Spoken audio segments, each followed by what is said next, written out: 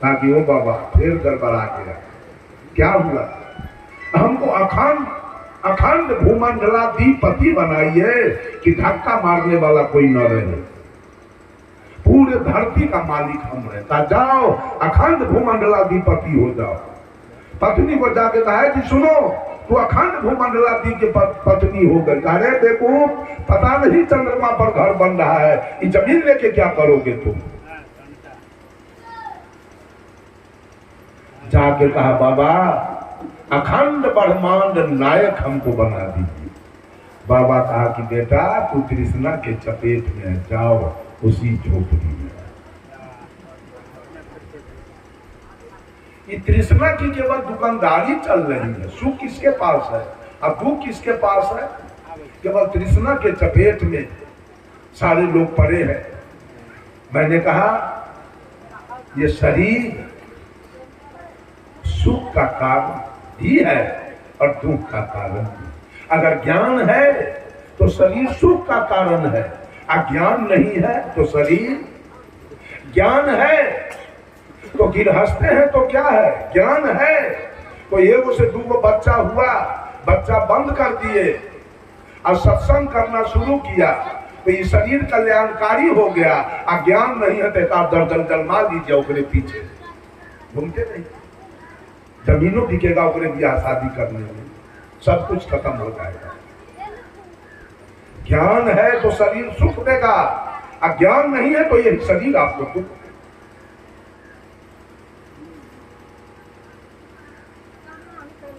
बंधुओं,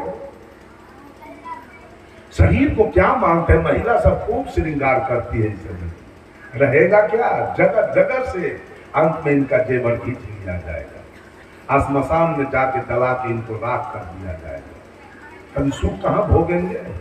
साधन तो गया, अब साधक कौन चीज से सुख भोगेगा? सुख रह गया क्षणिक सुख। अगर ज्ञान है तो शरीर को साधन मानिए। ज्ञान है तो मोटरसाइकिल साधन है, मोटरसाइकिल से बिजनेस करके व्यापार करके खाइए, वही मोटरसाइकिल सुखदायी है।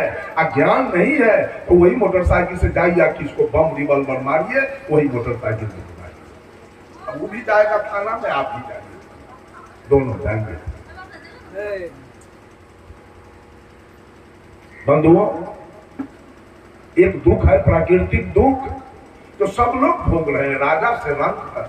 अभी गर्मी का समय है, सब लोगों को पंखा चाहिए, सब लोगों को कूलर चाहिए।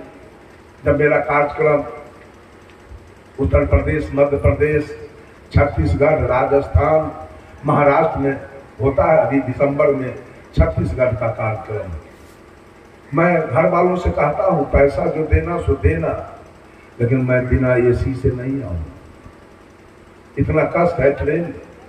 तो एसी का टिकट लेके मैं जाता हूँ। अभी उत्तर प्रदेश में देवरिया जिला में कार्यक्रम है, और कार्यक्रम है मुसलमान के हैं, मोहम्मद शमसुद्दीन जी के। कल वो टिकट कटा के भेजे हैं मेरे मोबाइल में, लगा। बंधुओं, गर्मी दुख दे रही है, जाड़ा में ट्राउजर, इनर, मुफलर, स्वेटर, गद्दा, रजाई खोजते हैं। क्यों? सुख से कि दुख से? दुख से ना। अब भागों में टॉर्च, लालटेन, छत्ता या लाठी, दुख से ना। शरीर मिला तब से दुख। अब दुख कहाँ है? शरीर में कि आत्मा में, जीव में? शरीर में ना दुख है, तो ये जीव क्यों मर रहा है? दुख ही शरीर में है, सारा दुख ही शरीर में, साधन में। साधक क्यों रो रहा है? इसलिए बेटा गया जेल, बेटा को हो गया फांसी का सजा, पति को हो गया फांसी का सजा, पत्नी रात रात भर रो के ध्यान कर रही है, सोती। पत्नी को तो कोई दुख नहीं, फांसी तो पति को। इसलिए पत्नी रो रही है, जाग के ध्यान कर रही है कि पत्नी को अपने पति से मोह है। मोह के कारण पति वाला दुख पत्नी भोग रही है, कि जीव को भी शरीर से मोह है, इसलिए शरीर वाला दुख ही जीव भोगेगा कि नहीं? भोग रहा है। घाव है शरीर में, दुखी कौन है? आत्मा दुखी। घाव है साधन में, साधक दुखी है क्योंकि साधन से इसका मोह है कि शरीर हम है। आदमी को लगता है शरीर हम है, इसलिए शरीर वाला सारा दुख भोगना पड़ रहा है। दूसरा दुख है व्याधि। कच्चा तत्व का शरीर है, माता पिता के संयोग से बना हुआ। कभी चाहता है अरे अष्ट कमल दल चरखा डोले, पांच तत्व गुण तीन रे, साई कुशियत मास 10 लागे, ठोक ठाक कर बीनी चदरिया, झीनी रे झीनी। अष्ट कमल का शरीर है। इस शरीर में 5 कमल माँ का है, 4 कमल और 4 कमल पिताजी का। पिताजी के मसाला से ये केस, 32 दांत, 20 नाखून और पूरे शरीर का हाथी 4। और माँ के मसाला से पूरे शरीर का चमड़ा, पूरे शरीर का मांस, पूरे शरीर का नाड़ी और पूरे शरीर का खून। ये 4 चीज माँ के मसाला। ये शरीर केवल दुखों से भरा हुआ है। इस शरीर में कभी टीबी होगा, कभी दम्मा होगा, कभी कैंसर होगा, कभी डायबिटीज होगा, कभी एड्स होगा, कभी लकवा होगा, कभी पोलियो होगा, कभी ब्लड प्रेशर होगा, कभी काला जार होगा, कभी मलेरिया होगा, कभी रेल से कट जाएंगे, कभी बस से पिटा के मर जाएंगे, कभी पेड़ से गिर के मर जाएंगे, कभी पानी में डूब के मर जाएंगे, कभी करंट लगेगा तो मर जाएंगे, कभी कुत्ता काट लेगा, कभी सांप काट लेगा, कभी बिच्छा काट लेगा तो मर जाएंगे। बंधुओं, केवल दुखे दुखी से। कभी भर रात खटमल नहीं सोने देगा, कभी भर रात मच्छर नहीं सोने देगा। ये सारा दुख ही शरीर में होगा। कभी माथा में दर्द होगा, कभी पेट में दर्द होगा, कभी दांत में दर्द होगा, कभी कान में दर्द होगा, कभी हाथ टूट जाएगा, कभी पैर टूट जाएगा। ये सारा दुख। तीसरा दुख, घर घर में सास पुतोह में झगड़ा, ननद भाभी में झगड़ा, गोतनी गोतनी में झगड़ा, चचा भतीजा में झगड़ा, दादा पोता में झगड़ा, भाई भाई में झगड़ा, गोतिया दियार में झगड़ा, पट्टी पटदार में झगड़ा, जात जात में झगड़ा, जात पर जात में झगड़ा, हिंदू मुसलमान में झगड़ा, हिंदुस्तान पाकिस्तान में झगड़ा, अफूल छापा लालटेन छाप में। के सब है सुखिया? जरा हाथ उठाइए तो, जिसके पास ही तीनों दुख न हो। है कोई? कोई है? सुख किसका नाम है? सुखिया कौन है? बंधुओं, जब से इस शरीर से आत्मा का मिलन हुआ तो आपके घर में तो ढोल नगाड़ा बज रहा है, जैसे नाच रही है। उधर बकरी कटा के मांस बन रहा है, उधर मछली बन रहा है, दारू का बोतल आया है, आज छठिहार है बच्चा का, नाना प्रकार के गाने बजाने हो रहे हैं, सारे लोग खुश हैं। लेकिन क्या वो जीव सुख में आया है क्या, कि दुख में आया है? दुख में आया है ना। आप भले ही सुख मनाइए, लेकिन जीव तो आया है दुख में। इसलिए सदगुरु कभी आपको चेताते हैं, कहते हैं तर के घाम ऊपर के भूभरी, छाह कतहु नहीं पायहु हो, ऐसे ही जानी पसीजहु सीझहु, कस न छतुरिया छायहु हो। गुरु भव ढील गोनी भई लचपच, कहा न मानहु मोरा हो, ताजी तुर्की कबहू न साधहू, चढ़हू काठ के घोड़ा हो। ताज झाल झांझ भल बाजत आवे, कहरा सब कोई नाचे हो, अजही रंग दुल्हा ब्याहन आए, दुल्हन ते ही रंग राचे हो। नौका छैत खेबे नहीं जाने, कैसे गलग बहु तीरा हो, कहे कबीर राम रस माते, जोलहा दास कबीरा हो।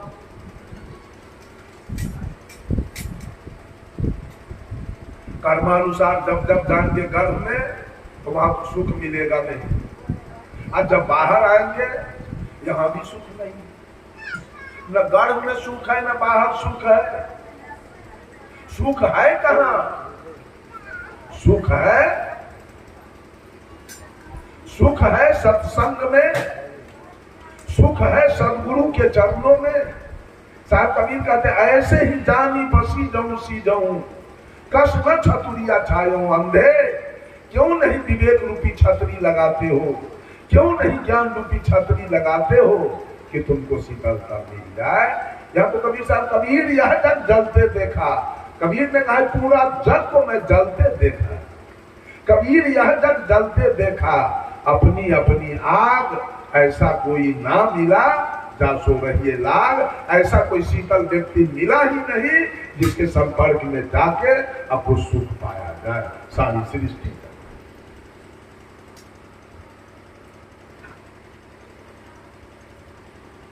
बंधुओं, ये शरीर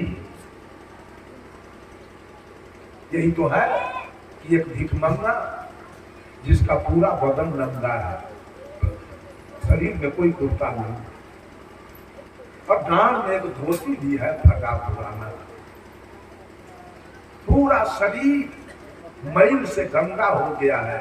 इसका नाखून हाथ का बढ़ा हुआ है, पैर का नाखून बढ़ा हुआ है, मोच दाढ़ी केस अभद्र रूप से पागल के जैसे बना हुआ है, सब धूलकण से भर के,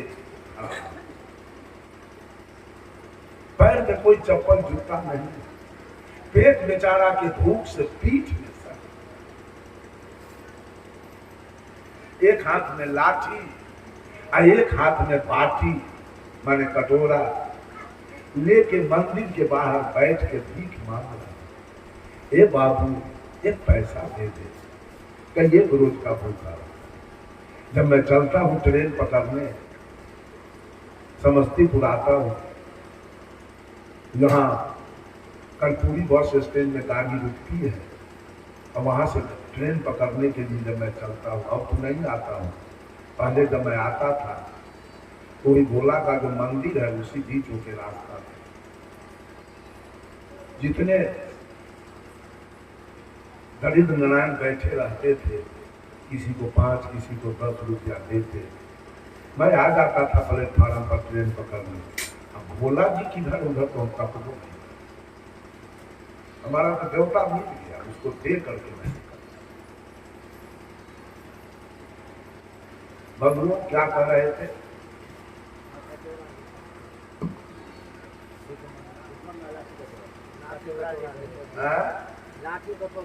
हाँ, भीख मांग रहा है, और एक भिखमंगा मंदिर के अंदर में बैठा है, एक भिखमंगा मंदिर के बाहर है और दूसरा भिखमंगा मंदिर के अंदर है। मंदिर के अंदर वाले भिखमंगा के देह पर 10,000 का साड़ी है, पेटी कोट है, ब्लाउज है, 2 लाख का जेवर उसके शरीर पर है, और मंदिर के अंदर के में बैठा है। आइए भिखमंगा मंदिर के बाहर बैठा हुआ है। बाहर के भिखमंगे का पेट खाली है, ये पेट भरने के लिए भीख मांग रहा है, और अंदर के भिखमंगे का पेट तो भर गया, अभी पेटी भरने के लिए मांग। बोलिए केशव है सुखिया, ये दलिद्रा मंदिर क्यों जा रहा है? कुछ मांगने के लिए। तो घटिया है कि पूरा है? कबीर साहब कहे चाह गई चिंता गई, मनुआ बेपरवाह, जाको कुछ न चाहिए सो है साहब। एक बादशाह गया शिकार खेलने, शिकार खेलते खेलते जब शाम हुई तो बादशाह को बहुत भूख प्यास लगा। भोजन की तलाश में बादशाह जब घोड़ा पर चढ़ के निकला तो एक फकीर का घर मिल गया। वहां गया, घोड़ा से उतरा, फकीर से कहा, फकीर कुछ पानी पिलाओ, नहीं तो मैं मर जाऊंगा। फकीर थोड़ा सा रोटी सब्जी या साग बादशाह को खिलाया, पानी पिलाया, बादशाह होश में आया। बादशाह ने फकीर से कहा, फकीर बहुत समय पर तुमने मेरे प्राण की रक्षा किया है, तुमको भी कोई विपत्ति आ जाए, समय आ जाए तो आ जाना मेरे यहाँ, मैं इसका बदला चुका दूंगा। फकीर का अच्छा किया। 2-4 बरस हुआ, बादशाह तो गए। 2-4 बरस के बाद फकीर के गांव में अनावृष्टि हो गई, बारिश नहीं हुई, अकाल पड़ गया। फकीर सोचा, बादशाह तो कहा था कि तुमको भी कोई समय आ जाए तो आना मेरे यहाँ, इसका बदला चुकाऊंगा। तो अभी मैं चाहता हूं, बादशाह कहीं कुछ दिया तो बाल बच्चे खाएंगे। ऐसा सोचकर वो फकीर आया। दरबार में आने के बाद एक सिपाही से पूछा, है जी बादशाह कहाँ? तो सिपाही कहा, बादशाह मस्जिद में अल्लाह से दुआ मांगने गया। फकीर वहीं से घूम गया, रिटर्न हो गया। जाके वो सिपाही बादशाह से कहा, हुजूर एक फकीर आपसे मिलने आ रहा था, हमसे ऐसे ऐसे पूछा, मैंने ऐसा जवाब दिया, वो वहीं से रिटर्न हो गया। कहा उसको बुला के लाओ। तो सिपाही आया और फकीर से कहा, फकीर चलिए, अरे शांति बना के बैठिए ना, आप क्या बतियाते हैं? चलिए चुपचाप आके बैठ जाओ। बादशाह बुला रहा है। फकीर गया, बादशाह पूछा आप कौन है? कहा कि हम वही फकीर हैं जो आपके प्राण की मैंने रक्षा किया था। कहा तो अभी क्यों आए थे? कहा आपने वादा किया था ना बहुत समय पर मेरे प्राण की रक्षा किए हो, आ जाना, तुमको भी कोई विपत्ति आ जाए तो आना मेरे यहाँ, मैं इसका बदला चुकाऊंगा। आज मेरे गांव में अनावृष्टि हो गई, बारिश नहीं हुई, फसल जल गए, बाल बच्चे भूख मर रहे हैं, इसलिए मैं आपके यहाँ आया था, बादशाह कुछ देगा तो बाल बच्चे खाएंगे। कहा घूम क्यों गए? तो फकीर कहा इसलिए घूम गए कि अभी आप भी दरिद्रे हैं, तो एक दरिद्र से दरिद्र क्या मांग सके? बादशाह का हम कैसे दरिद्र है? कहा मस्जिद में क्या करने गए थे? कुछ मांगने गए थे ना अल्लाह से, तो दरिद्र है कि क्या? बादशाह कान पकड़ लिया, कल से मैं मस्जिद अब नहीं जा सकता। ये सारे लोग जो मंदिर का दौरा लगाते हैं वो धनवान है कि दरिद्र है? अरे गरीब तो जैसे करता है, बड़े बड़े अमीर लोग मंदिर में जाते हैं, अभी इनका मानना हम कितना चाहिए, कितना चाहिए। बादशाह की मां मर गई तो श्राद्ध हुआ, पंडित लोग आए, श्राद्ध के अंतिम दिन पंडित लोगों ने कहा मालिक आज दक्षिणा फरियाद दीजिए, हम लोग चले जाए। तो बादशाह ने कहा जितना दूर तक आप 1 घंटा के अंदर दौड़ जाइएगा उतना जमीन मैं आपको रजिस्ट्री कर दूंगा। अब लोग में बेचारा पंडित जी दौड़ना शुरू, 1 घंटा दौड़ लिया, उलट के देखा, कहा पा इतना तो मारिए, ये तब रजिस्ट्री हो ही जाएगा, आधा घंटा और तो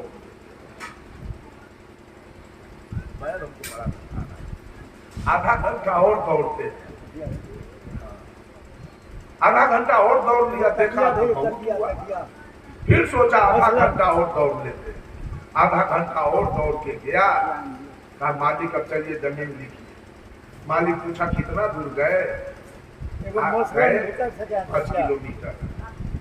बादशाह कहा हम क्या कहे थे से याद है क्या? 1 घंटे के अंदर। आप टाइम कितना लगाए? 2 घंटा। 1 जिसमें चलो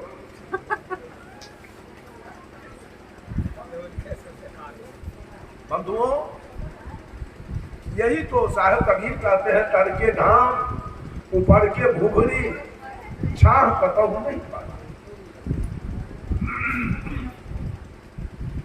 बहुत लोग विषय का भी आनंद चाहते हैं, अंत में कुछ नहीं मिलेगा। वहां सुख है ही नहीं, तो सुख पाइएगा कहां? सुख तो है सत्संग, सुख है सदगुरु के सानिध्य में। धन से सुख नहीं मिलेगा। इसलिए कि 500 बीघा के मालिक हैं आप। इंदिरा गांधी कहाँ चली गई? राजीव गांधी कहाँ गए? पंडित जवाहरलाल नेहरू कहाँ गए? लाल बहादुर शास्त्री जी कहाँ गए? जगजीवन बाबू कहाँ गए? चौधरी चरण सिंह कहाँ गए? मोरारजी देसाई कहाँ गए? वीपी सिंह कहाँ गए? चंद्रशेखर कहाँ गए? इससे सुख, देश से सुख होने वाला, धन से सुख होने वाला नहीं। अगर हमेशा के लिए सुख चाहते हैं तो इसके लिए सत्संग है। लोग ये सुख चाहते हैं। हम तो देखते हैं कितना गवैया और कितना प्रवचन करता हरवैया के गहना पर मकर खा देता है। कहेगा यहाँ से कुछ ले जाना नहीं है, अब प्रवचन करके कहेगा इतना दीजिए, तब तू ले जाएगा यहाँ से। यही बात है, तब तक तू ले जाएगा ना यहाँ से। बंधुओं